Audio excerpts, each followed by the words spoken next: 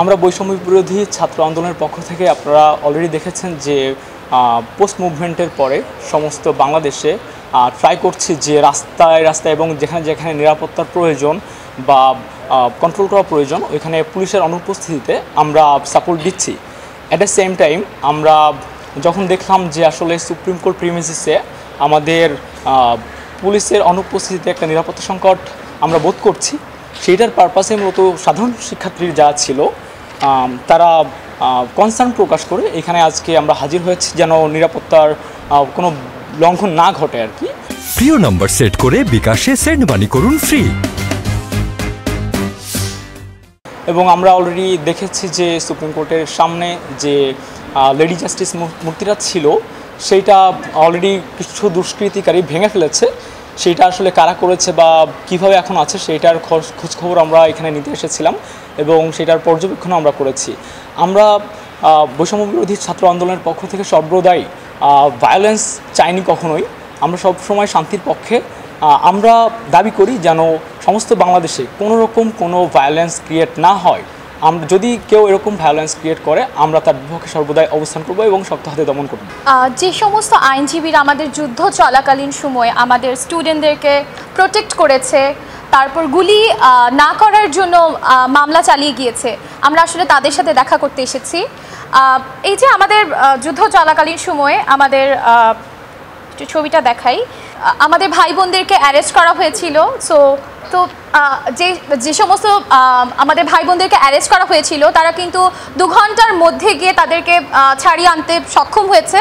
তো এটা আমি মনে করি আমাদের জন্য, আমাদের সেই সময়ের জন্য আমাদের জন্য খুব একটা পাওয়ার, আমরা তখন খুব আরও মানে ইন্সপায়ার হয়েছি, আরও আমাদের স্পিরিট কাজ করেছে যে হ্যাঁ আমাদের আসলে কিছু হলে আমাদের মাথার উপর শেল্টার আছে, আমাদেরকে কেউ মানে বাঁচিয়ে আনবে, আমাদেরকে কেউ সেভ করবে। সো সেই জন্য কিন্তু আমরা খুব আরও ভালোভাবে স্বতঃস্ফূর্তভাবে আমরা মাঠে নামতে পেরেছি এবং আমাদের দেখতে পেয়েছেন যে আমাদের আসলে আন্দোলনটা আমরা এখন পর্যন্ত যতটুকু করেছি সফল হতে পেরেছি।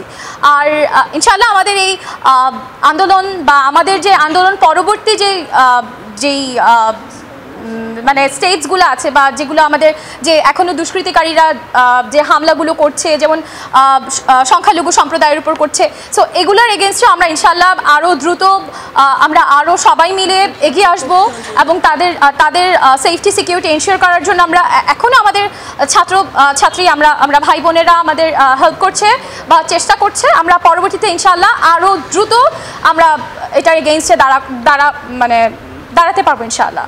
আমরা অবশ্যই হামলার এগেইনস্টে, আর আমরা ইনশাআল্লাহ তাদেরকে শেল্টার দেওয়ার জন্য চেষ্টা করব এবং তাদেরকে বোঝাবো যে এটা আসলে সংখ্যালঘু বা এই আন্দোলনটা আমরা সবাই মিলে করেছি।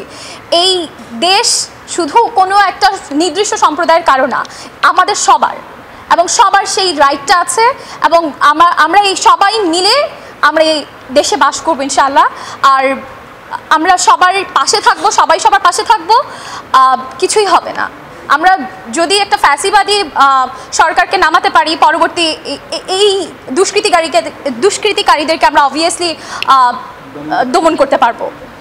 সব ছাত্রছাত্রীরা এখানে এসছেন, যেহেতু আমাদের 2 দিন ধরে দেখেছি আমাদের সুপ্রিম কোর্টও আসলে সুরক্ষিত অবস্থায় নেই। এখানে আমরা কাউকে দেখছিলাম না। আজকে দেখেছি আর্মিও এসছেন এবং ছাত্রছাত্রীরা এসছেন।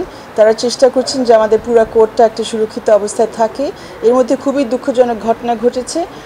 আমাদের এখানে যে ভাস্কর্য ছিল, যেটা ন্যায় বিচারের মূল্যবোধ যে প্রতীক, সেটাকে কয়েকজন ফেলে দিয়েছেন। অন্যরা যারা দেখেছেন তারাও বাধা দেননি। আমরা দেখেছি আমাদের এখানে সিসিটিভি যেটা ছিল সেটাও কাটা হয়েছে। খুব পরিকল্পিতভাবে এই কাজটি করা হয়েছে। আমরা আশা করছি এটা আবার উঠে যাবে এবং আমরা আমাদের কোর্টকে আমরা সমন্বিত অবস্থায় পাবো। আমরা ছাত্রছাত্রীদের কাছে খুবই কৃতজ্ঞ যে তারা এখানে এসছেন এবং তারা আমাদেরকে, আইনজীবীদেরকে তারাই এখন সুরক্ষা দিচ্ছেন। আইনজীবী বিচারপতি আমাদের বিচার ব্যবস্থাকে